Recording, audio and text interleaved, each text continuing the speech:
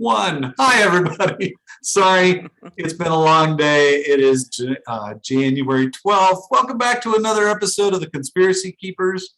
My name is Backlash. We've got Silky, who's going by the name of Jackie. You can go. Yeah, that's right. Silky, I'm just going by Jackie. If I change my name every time, people will be confused. So confused. And then, of course, Joe Monaco. And unfortunately, we're missing one of our other chairs. We're missing Scooter McGee this evening, but hopefully he will be joining us at some point during the segment, even just to do a quick little shout out. Well, guys, more fun stuff coming down the pipe. Mm-hmm. Man, I tell you what, more new stuff on the jab. Yeah. Jab, variants, boosters, more jabs. Where does it end? I don't know, Silky? I feel ripped off because first they told us, you got to get the jab. There's one company that does just one jab and you're covered, right? Right. And then, no, you got to have two jabs. Mm-hmm. And now you have to have 2 jabs, 3 jabs, and a booster. Mm-hmm. Okay, so the COO of Pfizer has come out and said, sorry that your first 2 jabs are going to give you little to no coverage to fight anything. Right. They were practice shots. Well, that's why it's called an experiment. Exactly. That's right. That's why bingo. They've sealed the case file and the results for 50 something years. Yeah. Just like they have sealed the JFK file, which now they're still not letting go of. But anyway, I just think that's such a ripoff. It's just the same concept of, just a month to lock down or 6 feet apart, or if you wear the mask and get the jab, then you can go free. And now it's just none of it is coming true. They're still trying to enforce more and more. Right. And they're just going to keep doing it. As a matter of fact, you're never, ever really fully V'd. You got to use that term because they'll censor us if we put it up. And the reason is because every time they add something, then you're not fully V'd anymore. You've got to be fully V'd if you keep up with the boosters. And they're just going to keep doing this until people stop doing it. But you know what? They're not going to stop. They're running to get it. People are so afraid of everything. They played on people's emotions for so long, and they're so afraid they're just going to do whatever the government tells them, even when it's obvious they're being played. It's obvious when they keep saying, well, trust the science. Well, the science doesn't seem to know what it's doing because nothing works. They said, well, if you get this V, then you won't have to wear the mask. It's like, well, you got the V, well, you have to still wear the mask. So they keep changing the rules. Obviously, they're messing with you.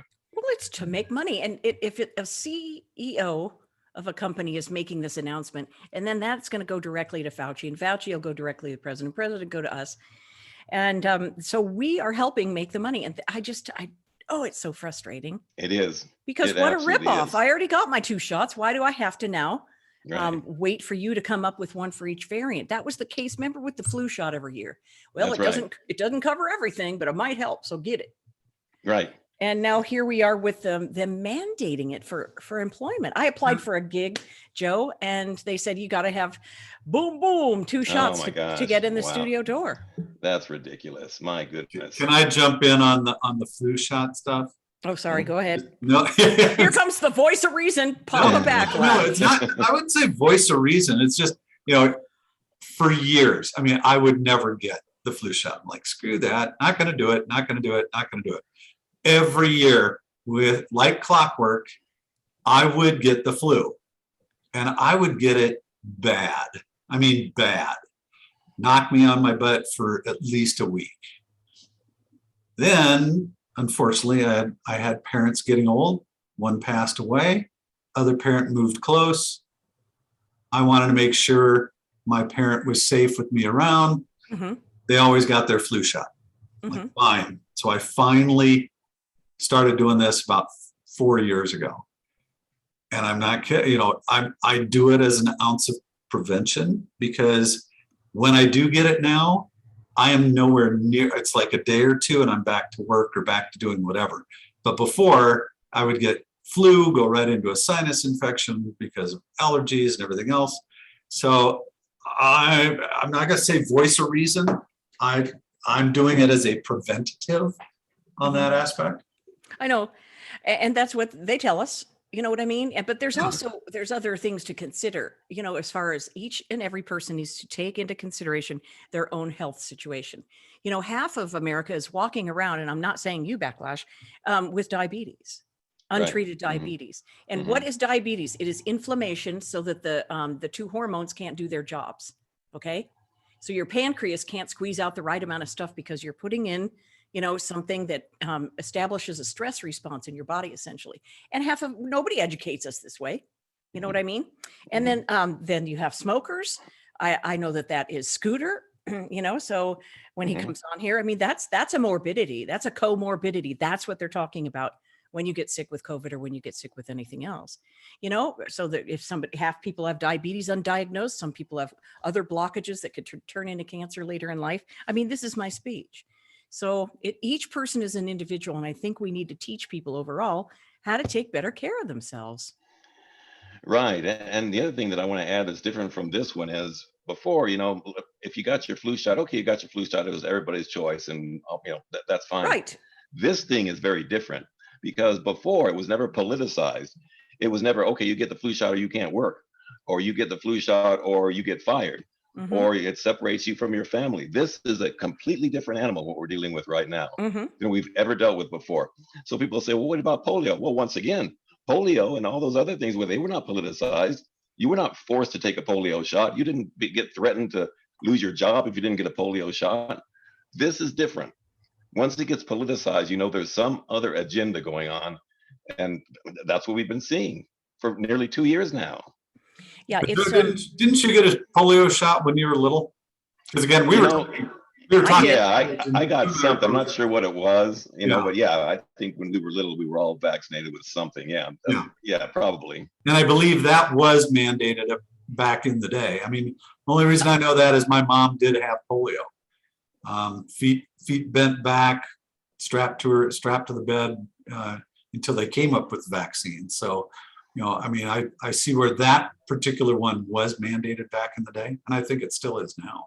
I think it is too, for at least it was. I was just given my vaccination record last year from my sister had all my mother's records, which had all my records in it from when my mother passed away. And sure enough, I broke it out and I had the polio vaccine. They gave it to me at like 6 weeks old and 9 weeks old. So as a baby. Yeah, right. I don't know what they require. I don't have young children. And so I don't know what they require of young children nowadays, but I do know there's huge pockets in the United States of people don't want any vaccine in the kid. Yeah, right.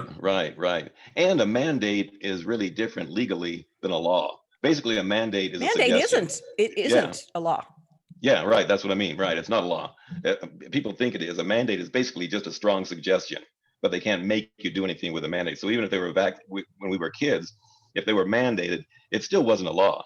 You could still refuse it, and you're not going to lose your job. So that's what we've got. Right. Way different right now. Yeah, for sure. I just watched a lecture today. A woman who talks about common law, a constitutional law they call it, and boy, it's just crazy what they do. With your what is that number called? Your QSIC number. People have a QSIC number, and you can look that up online and see supposedly how much money you're worth on the stock market. Oh, really? I didn't know about that. Oh, you didn't? Wow. Look it up, Joe. No. Okay. It's going to be in the negative. Oh, yeah. Some people it is in the negative. Mine's going to suggest I declare bankruptcy. But no, if you had remember we had me and Dylan had a bicycle shop, and we paid off over $1 million loan. So that, that you get scores and you get, anyways, your numbers traded online, according to this woman I watched. Let's see. It's why didn't I write it down? Hecky doodles. I think it's CUP Cupis. Oh, shoot. Anyway, I'll get it for you here in a second. When Scooter comes on and I'm not the only person besides you on camera, I'll get it for you. Let's see. Is he coming on? I wonder. No, I think he's still arguing with a policeman someplace. That's what he's telling us here on our phones. Oh, he is arguing with a policeman. That's never good. Yeah, I don't know. I don't know. Something. Oh no. What? I have a feeling he's having. It's his second week riding with the police up there. So, oh yeah. that could be something of an issue of like, what is this going on? You've got a Yeah, camera. he knew that would happen. If you stick a camera in a cop car and you ride around all night and you Right. broadcast on the internet, Mhm. yeah, it's going to catch the attention of the neighboring counties, et cetera. Yeah. Nice. So what else is going on besides, I mean, I know we're talking about COVID. I know that Fauci called somebody an idiot today on a hot mic. He did. Oh, goody. I No. didn't see it. That sounds fun. Now, and the one thing that we do have to talk about at some point, and I will make a note of it for the next time for Okay. when we come up. But we're going to have to start talking about the prince who's been accused of. Oh, Prince Andrew. Let's talk about it. Oh, we need okay. we need to bring all of that in, because I know at one point, Jackie, this was probably 15 years ago when I first started going over to Scooter's place, and we would do the Conspiracy Keepers a podcast. But they started talking about trafficking and different celebrities, and his was one of the very first names they brought up, which 15 years later is blowing my mind that you guys were on target on that. So I know. I think that is definitely something we should chat about. Joe, do we come right out in Backlash and call him a pedophile, or just Absolutely. that he likes little because girls? Yeah, absolutely we can. Yeah. Because that's what these people are into. I don't think people really understand this pedophile ring and how deep it goes into these Illuminati bloodlines. As a matter of fact, you're almost required to be that before you're allowed into some of these high levels. And when you talk about these European royalty or those Merovingian bloodlines is where they come from, they're all into it. There's no question about that. Oh yeah, you're right, Backlash. We called that 15 years ago. Okay. What was it? What was the name that you just said? The bloodline. What was it? Merovingian. Yeah. Okay. Yeah, they're one of the Illuminati bloodlines that have been in control for a long. Actually, they trace their bloodlines back to Egypt, or they claim that they can. They probably can, but it's all bloodlines. You can't just join these people. They'll recruit people and they'll probably sacrifice you later on in some kind of ritual. Yeah, but you got to be bloodlines. Yeah, you got to be bloodlines to be one of these people. Well, and they're all in the family. The Prince Andrew situation. He recently came out, I guess, in the. Thank God. What is that? I hear something in the audio chain. Those serious people are really good. Yeah, I have no idea what that is. Huh. Oh my God, I'm so sorry. I don't know what that is. That was my phone. What an idiot. Oh, it was the Oliver Stone on Joe Rogan interview I had saved. Oh, gotcha. Which is, sorry about that, which is so good. Oh my gosh, it's so good because only Oliver Stone could put Joe Rogan in the mud. Right. Joe Rogan usually reigns supreme, but he, anyways, it was really good. Really good. Where that came out on January 6th because of the talk about the JFK, cover up. Mm-hmm. But Prince Andrew recently came out and said, well, that couldn't have been me that was sweating on that teenager, because I guess that's what one of the things the lady said is that he was sweating profusely, is that he said he went to the Falkland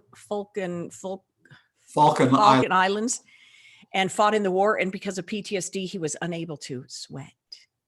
That could not have been me. Right. There's audio of him saying that. That could not have been me because I don't sweat. I didn't sweat. I had a thing because I had PTSD. I didn't sweat.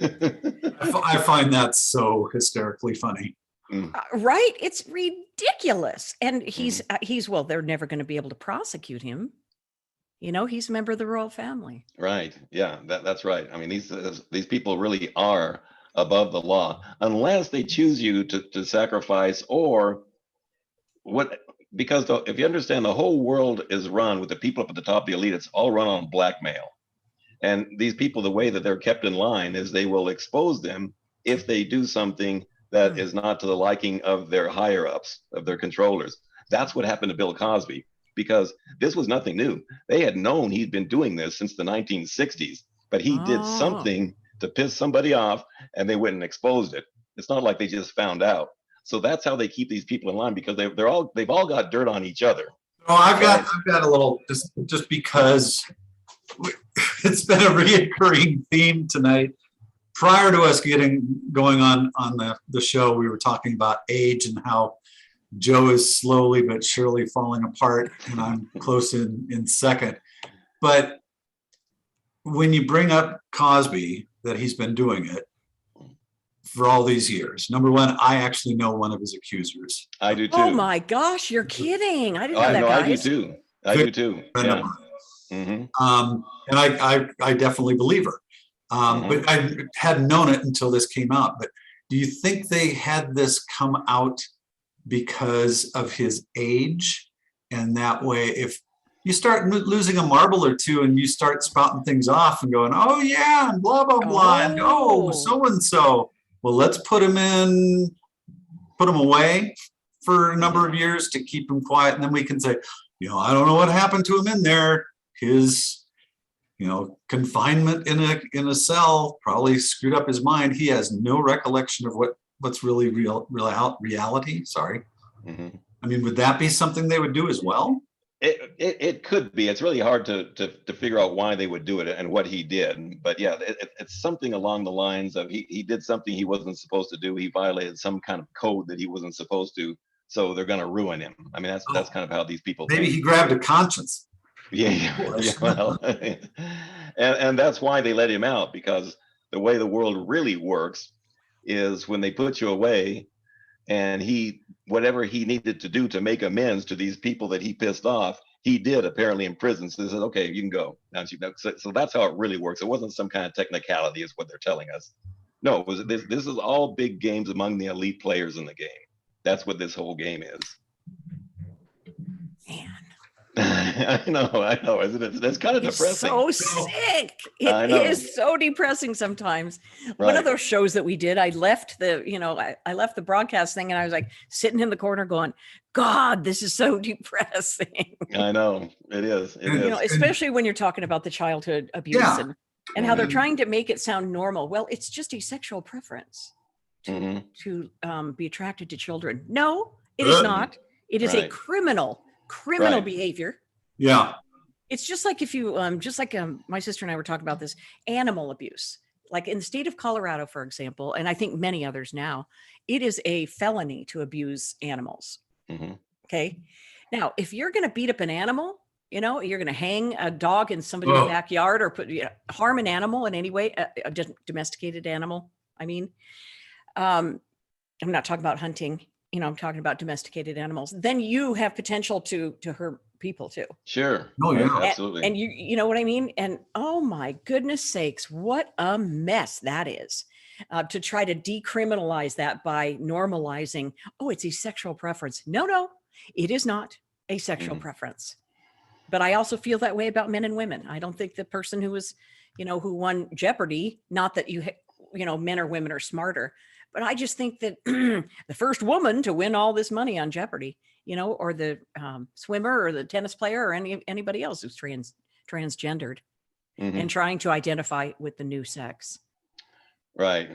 And what they're doing now, have you seen that they're letting transgenders that were born men transitioning to women being able to compete in women's sports? Well, that's what I'm saying. No. Yeah. The swimmer, no. Yeah, right. Exactly. Not happening with me.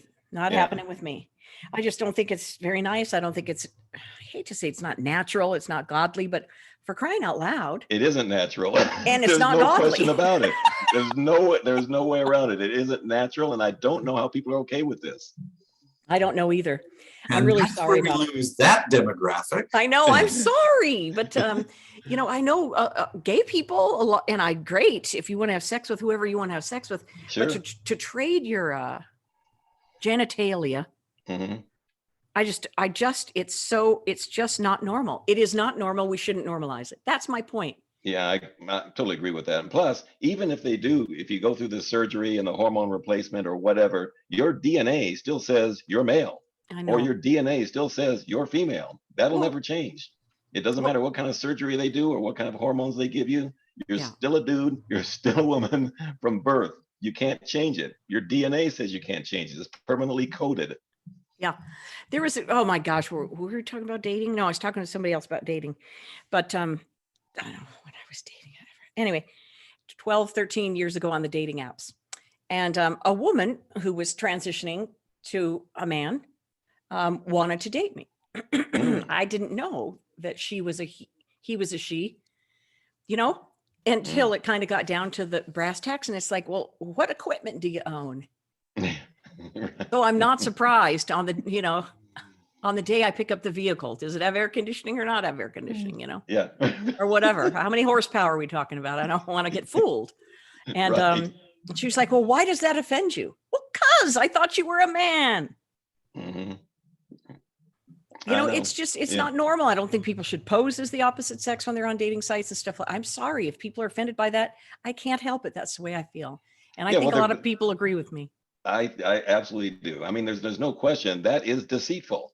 Yeah. And I don't know how you can justify being deceitful even if you're okay with what they're doing, Mhm. And so yeah, I'm on your side about this. Absolutely.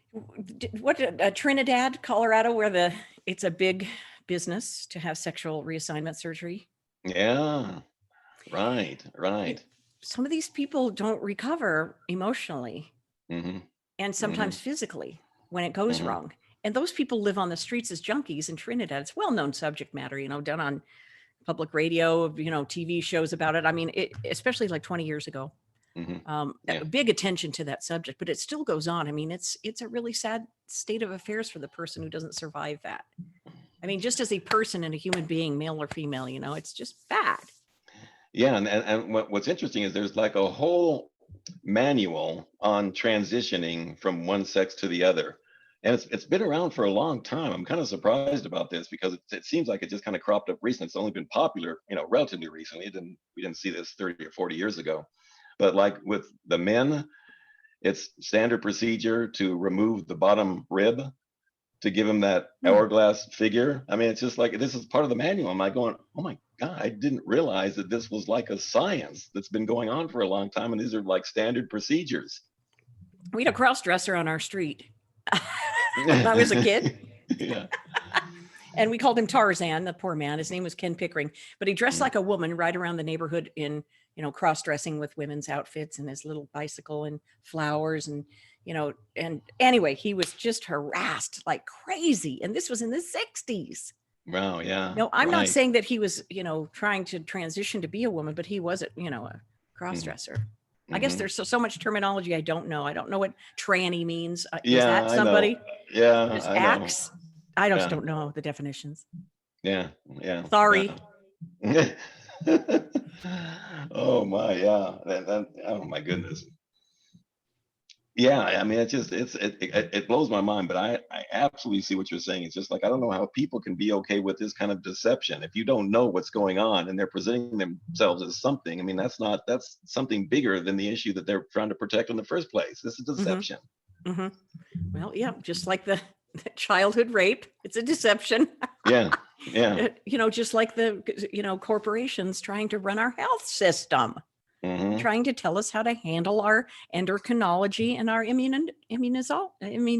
Blah, blah, blah. Sorry, it's late. I'm not good with the words.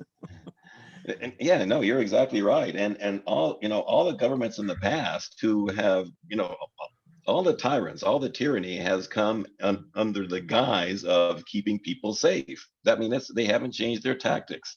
This is the same stuff they've been using all along. I mean, people get sucked in because they're so full of fear, which they're doing on purpose because people who are fearful Mhm. are very easy to manipulate. Mhm. So they know that. So once you're under fear, they can pretty much do whatever you want to, and you're just going to follow suit.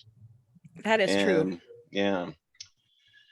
So I don't know. It's really aggravating. I don't know where it ends, but we're in some times that are just so unprecedented, and Mhm. I just it's so amazing to me how easily and how willingly people are willing to give up their constitutional rights, to give up their rights, to give up their freedoms for under the guise of safety. And they don't really get, you never give up your freedoms no matter what.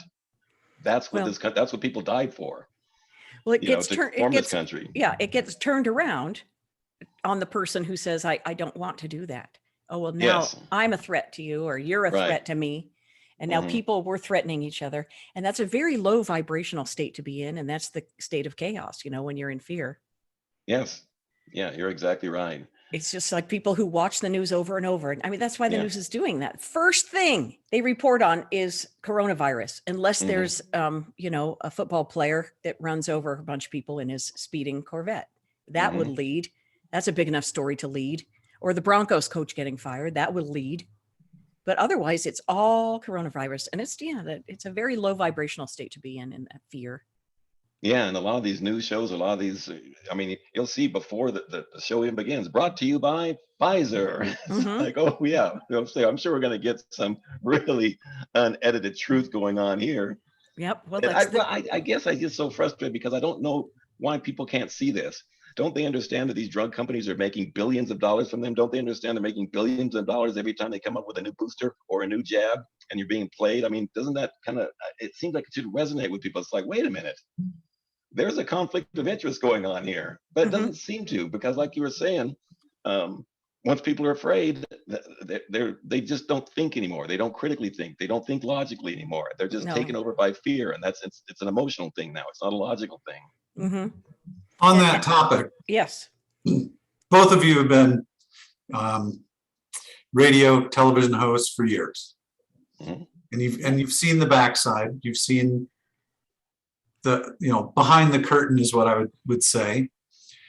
Where, other than shows like ours, where would you think that they could go to, because you're right, all the advertising runs the news, Mhm. depending on whoever they slant it to whatever their demographic is. Yep. Left, right, Republican, Democrat.